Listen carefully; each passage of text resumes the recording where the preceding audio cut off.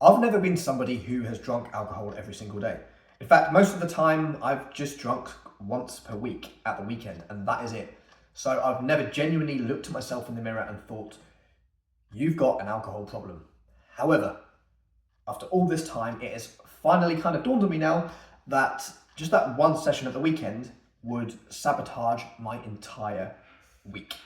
And the worst part was, because I'm a high functioning ADHD, as a lot of ADHD adults are, meaning I can still work, I would still go to the gym, I would still go out and have a social life without drinking alcohol during weekdays, people on the outside wouldn't think anything was wrong. And internally, I believed that too. I believed I was doing the normal thing. However, in hindsight, looking back, it just was not normal. I felt horrific. And it has ultimately kept me back in pretty much every area of my life from where I think I should be.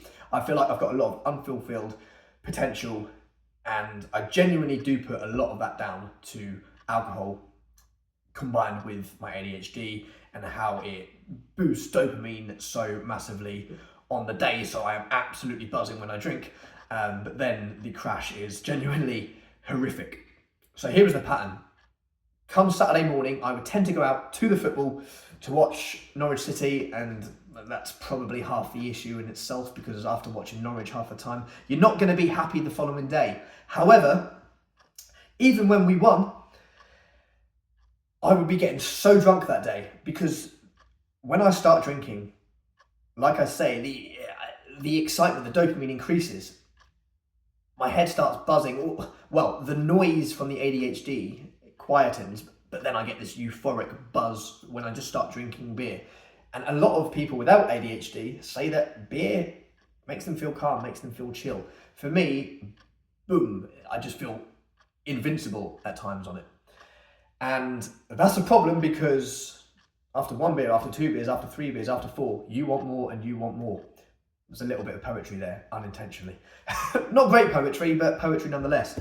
Anyway, I would wake up Sunday mornings genuinely feeling mentally horrific. I never really get physical hangovers, but the mental come downs are horrendous. When I was with my ex-girlfriend, she would hate it, completely understandably so, because on the Sundays, bearing in mind I've just spent the Saturday out with my mates, on the Sundays I wouldn't have any desire or motivation or any get up and go to go and do anything, housework, to go and spend the day with her, even if it was just going for breakfast somewhere. I would literally bed rot all day on my phone, feeling sorry for myself, because I just felt horrific. I would also black out so often, and then that anxiety is all over the place in your head, thinking, oh God, like, what did I do? I probably made an absolute fool out of myself. And it was crazy. I hated it. And then Monday would come along and I couldn't be bothered to work. And I'm a freelancer, and that is a major issue, because when you're freelancing, you're responsible for putting food on your own table. You can't just go and coast like you can maybe in a job. And obviously, but I know if you're in a 9 to 5, there's a lot of jobs where you can't do that, but you get the point. In a normal job, you have that stable income. When you're freelancing, you don't. And that was okay when I had a long-term retainer client. I say okay because it wasn't great still. I could and I should have been doing more. I don't think I was ever doing my best work on Mondays, Tuesdays and Wednesdays, just because I felt so sluggish and down. But I would get it done. But when I didn't have those retainer clients, when I should have been out hammering the emails, providing value to potential clients, trying to bring in more income, I just didn't have that motivation, and I just felt like I had no purpose in my life. And I would be feeling really genuinely bad until Wednesday night or Thursday morning. And that's not an exaggeration. It would often be a 5-day hangover after getting absolutely drunk on football days, which would sometimes be 12-hour drinking sessions, which was just ridiculous. Then on Thursday, I would start feeling normal again. But because I hadn't enjoyed the week, and in my head, I associated fun with alcohol, I would be buzzing to go and do it all again on the weekend, and it was just one continual loop that never stopped. Then a couple of months ago, I was in Thailand and I broke both my wrists. You can see that scar, maybe, there, on there. And this one didn't need surgery, fortunately. But I came home from Thailand for a month. I wasn't able to work out, which is the one thing that does center me a little bit. And don't get me wrong, I feel like I haven't fulfilled my potential fitness-wise as well because of alcohol, because I've never really been able to push it at the start of the week, Mondays through to Wednesdays, just because, again, I just had so low dopamine, such low motivation that I couldn't be bothered. So that's another reason why alcohol, for me personally, is a little bit of the devil. But I was still doing enough to get by. And in January, a couple of months ago, it was horrible. I wasn't able to work out. It was quite a traumatic crash, to be fair. Like, genuinely, if I didn't wear a helmet, which a lot of people in Thailand don't, I would have died, according to the doctor. So I came back and I just turned to alcohol even more. And that is when I did start drinking most days. Not by myself, but I was going out 4 days a week. I was trying to get dopamine hits all over the place because I was just feeling so bad. So I was going on dates and I was just going out with like my brother and mates a lot of the time and just drinking way too much alcohol. I then went back to Asia and did start drinking every single day in Asia, and it looked horrific. I watched a video I put on my Instagram story yesterday, and the Instagram story video was done like almost 3 weeks ago, which the day or two after I stopped drinking. So I've now been sober for 2.5 to 3 weeks.